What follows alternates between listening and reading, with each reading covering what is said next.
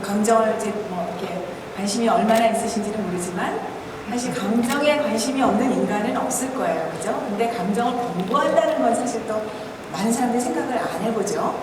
공부와 학문의 영역이라고 생각하지는 않으니까요. 근데 심리학에서는 그런 이 연구가 꽤 되어 있더라고요.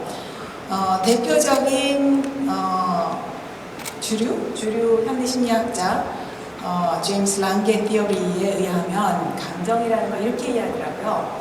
외부 자극이 와서 몸에 이제 지각 반응이 일어나면 그거를 몸이 느낀 거를 다시 뇌가 해석하는 거, 인지하는 거를 감정이라고 해요. 이제 몸이 없으면 감정이 없는 거죠, 말하자면. 근데 최근 뇌과학에 발견돼서 굉장히 재밌는 사실을 하나 발견했어요. 바로 이 뇌성엽이라는 이 동그라미인데, 우린 보통 사고와 인지는 전전두엽 피질에서 일어난다고 하죠, 저 앞에 거. 근데 그 속에 있는 뇌성엽이라는 그 인슐라라고 영어를 하는데요. 이제 그 기관이 하는 일이 바로 이거래요. 이건 이제 fMRI를 통해서 발견해내는데, 사실 이제 외부의 자극을 받으면 우리 이 내장 기관 있잖아요. 위, 허파 뭐 이런 것들, 그런 것이 변화가 온대요. 근데 우리가 이거는 자율신경에 의해 조절이 되기 때문에 잘 못 느껴요. 근데 그 변화가 왔을 때 그 시그널을 보내고 그것을 합해서 통합하는 곳이 아까 얘기한 그 뇌성엽, 인슐라라는 곳이에요. 그래서 그 인슐라에서 그거를 받아서 통합해서 바로 이제 이 사고의 두뇌로 보내는 거죠. 그 말하자면 데카르트가 이렇게 얘기했던 송가선이라고, 몸과 마음을 연결하는 뭔가가 있다고 데카르트가 얘기를 했었거든요. 근데 모두 다 굉장히 오랫동안 호흡을 쳤는데 그것이 현대 과학에 의해서 이 기관으로 지금 함명이 되어 있습니다. 그래서 이제 이모션을 좀 이해하는 게 왜 중요하냐? 그 이제 바이올로지컬 데이터 얘기가 다시 나오는데, 몸과 이모션의 관계에 대해서 또 재미있는 스타디인데, 이거는 이제 기계가 디텍팅한 건 아니지만 한 700명의 충분한 피실험자를 통해서 어떤 감정을 느끼게 해주고 그거에 대해서 몸의 어떤 부분이 반응을 하는지를 셀프 리포팅을 하게 했어요. 근데 결과가 너무 놀랍게도 인종과 성별과 나이의 차이가 없이 굉장히 컨시스턴트하게 나오는 거예요. 예를 들면 행복할 때는 온 몸이 굉장히 따뜻해진다. 특히 이제 머리와 가슴 부분이 저기 가운데 해피니스고요. 그리고 예를 들면 이제 디프레션인 경우는 이렇게 손발이 온몸이 다 차가워지는 거죠. 여기는 느낄 수가 없는 거고. 이제 이런 게 굉장히 사람마다 굉장히 다른 게 아니고 컨시스턴트하게 나타난다. 이제 이런 스타디도 봤고요. 그래서 이제 머신 에이디 이모션을 느낄 때가 되지 않았나 하는 이제 질문이 오는 거죠. 근데 왜 그렇게까지 해야 돼? 이유로서 제가 얘기하는 게 이런 얘기 들어보셨어요? 알렉시티미아라는 그런 증상이 있는데, 이건 뭐냐면 자기 감정을 아이덴티파이 하지 못하는 거래요. 실감정증이라고 하는데, 근데 얼마나 많은 사람들이 이 증상을 앓고 있는지 아세요?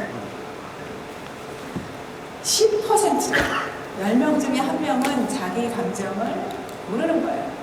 근데 점점 더 우리가 외부의 그 자극, 특히 뭐 이렇게 데이터나 정보 자극에 노출이 되면서 이게 점점 더 심해지고 있다는 게 이제 문제죠. 이제 감정을 느끼는 게 왜 중요하냐면, 스타디에도 보면은 자기 감정을 잘 느낀, 자기 몸의 상태 변화를 잘 아는 사람, 아까 얘기한 그 인테로셉션이라고 하는 그 감정을 잘 느끼는 사람일수록 공감력이 크다는 거예요. 그러니까 내가 내 감정을 모르는 사람은 생각하면 당연하죠. 남의 감정을 어떻게 알겠어요, 그렇죠? 그러니까 그래서 자기 감정에 대해서 저희가 셀프-어웨어한 것이 굉장히 중요하다. 그것이 공감, 21세기에 중요한 키워드인 공감에 있어서 어떻게 보면 시작인 거죠. 기본이고, 그걸 통해서만 어떻게 보면 남을 이해하고 좀 더 남하고 공존하는, 이번에 여기 주제가 뭐죠? Shall we dance? 공존의 세상을 꿈꾼다면 자기 자신의 감정부터 알아가야 돼요. 소크라테스가 얘기한 너 자신을 알라는 게 너의 뭘 알라는 얘기냐면 너의 감정 상태를 알아라. 그래서 그 감정 데이터를 어떻게 보면 이제는 기계를 통해서도 될 수 있지 않을까 하는 이제 그런 얘기고, 이것이 바로 기술의 또 하나의 바퀴, 그러니까 휴머니티를 증진하는 그 바퀴에 대한 저희의 연구이자 저희가 이제 계속 추진해 나가는 방향이라고 말씀드릴 수 있습니다. 이건 이제 여태까지 얘기한 걸 정리한 거고요. 그래서 이렇게 깡통 로봇으로 저희의 이제 팬다 로봇이 탄생을 했어요. 뭔가 피지컬한 프레센스가 있고, 그 다음에 얘하고 이제 소통을 하려면 어떻게 해야 되겠어요? 얘하고 이제 말이 되게 인공지능을 집어넣어야 되겠죠. 그죠? 자연히 그래서 다음에 저희는 AI 연구로 넘어가게 되었어요. 그게 이제 작년 초? 그리고 이거는 이제 그 전해였고, 그래서 이제 AI를 저희는 물론 미술관이니까 AI 전공자가 아무도 없었고요. 저희는 프로그래머, 미디어 아티스트, 디자이너들이 있었지만 아무도 AI를 전공해서 한 사람은 없었어요.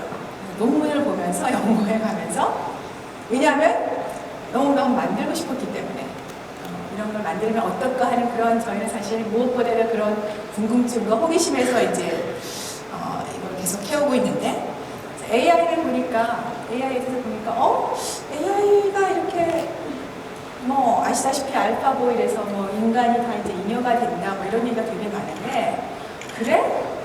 그러면 한번 진짜 그런 거 한번 볼까? 이제 저희는 그런 거죠. AI를 연구하는데 산업이나 다른 곳에서는 이제 AI에 일을 시키면서, 기술에 대해 일을 시키면서 이 기술에 대해서 알아보는데, 저희의 방법은 어떻게 하겠어요? AI와 놀면서 알아보는 거죠. 이게 뭐 어디까지, 이게 네이처가 뭐고 어디까지 가능하고. 조금 더 얘기 말씀을 드린다면, 인공지능, 그래서 저는 거의 백지에서 시작했죠. 인공지능. 그러니까 이제 백그라운드 지식, 아직도 기술에 대해서는 잘 몰라요. 근데 이제 페이퍼나 이런 걸 봐보니까, 인공지능이 뭘 하려는 거냐? 기계로 하여금 사람처럼 생각하게 만드는 연구더라고요. 어떻게 하면 기계를 사람처럼 생각하게 할까? 그럼 사람이 생각하는 게 뭔지가 나와야 되잖아요. 근데 그걸 알까요, 모를까요, 우리가? 잘 몰라요, 사실. 사람이 어떻게 생각하는지. 그게 이제, 그거를 이제 그 연구하는 학문이 뭐 인지과학이고, 커그니티브 사이콜로지고 이제 그런데, 잘 모르는데, 여태까지 그 학문의 그 연구 결과가 인간이 아는 것은 대략 아는 캐테고리 한 7가지인가 이렇게 얘기를 해요. 그게 인간이 아는 영역은 7가지인데, 예를 들면 뭐 직관, 물리적 직관도 있고 심리적 직관도 있고, 추론이 있죠. 그러니까 작은 데이터를 가지고 계속 생각을 이어가서 결론을 낼 수 있는 거. 사실은 지금의 인공지능은 그 반대죠. 엄청난 데이터를 포고해야지. 보통 제대로 된 애큐레이트한 연구 결과가 나오려면 한 20만에서 30만 정도 데이터를 입력해야 된다고 하더라고요. 그러니까 엄청난 데이터를 집어넣어서 그래야지 이제 이게 나오는데, 인간은 그렇지 않잖아요. 작은 데이터를 가지고도 추론할 수 있는군요. 또 뭐가 있을까요? 인간이 생각하는 게? 커셀러티 같은 거, 인과관계 같은 거. 또 지금 얘기하는 건 다 컴퓨터가 못하는 거예요. 지금 인공지능이 못하는 영역인데, 또 심볼 같은 거, 상징체계 같은 거, representation, 재현, 심볼릭 로직, 이런 거는 인간이 할 수 있는 인지작용인데 컴퓨터는 못해요. 근데 AI에서 지금 하고 있는 현재 AI를 봤더니 제가 알기로는 딱 하나예요. 패턴 레코그니션 하나예요. 물론 인간의 인지작용에도 그 7가지 중에 패턴 인식이 있죠. 근데 이제 그게 단가, 인간의 인지작용이 다른 여러 가지 뭐 직관이라든지 이런 거는 어떻게 할 것인가 하는 게 지금의 질문이고, 그리고 이제 이 분야에서조차도 이제 아직 결론은 안 났더라고요. 그러니까 인간이 아는 뭐 아까 얘기한 심볼릭 로직이나 그런 거 밑에 그 서브로 다 패턴 레코그니션이 있는 게 아닐까? 뭐 그죠? 그 영역은 사실 그 우리가 어떻게 생각하는지, 뇌에 대한 영역은 ultimate mystery라고 저는 생각하는데, 그렇지 않은 사람들도 꽤 계시더라고요. 어쨌건 그래서 저희는 AI를 알아보기 위해서 AI를 갖고 놀았어요. 놀면서 해카톤하고 프로덕션하고 전시하면서 저희 나름대로 알아본 AI의 현주소예요. 먼저 보여드리겠습니다. 아, 이거는 제가 여기서 해야 되네요. 아직도 인간이 필요한 이유.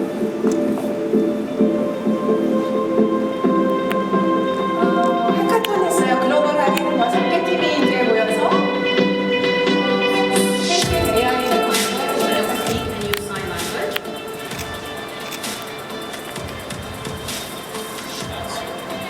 이거는 이제 이런 언어 장애가 있는 사람이 제스처를 통해서 제스처를 입력해서 가리키면 This club is designed to help millions of speech-disabled people. 그런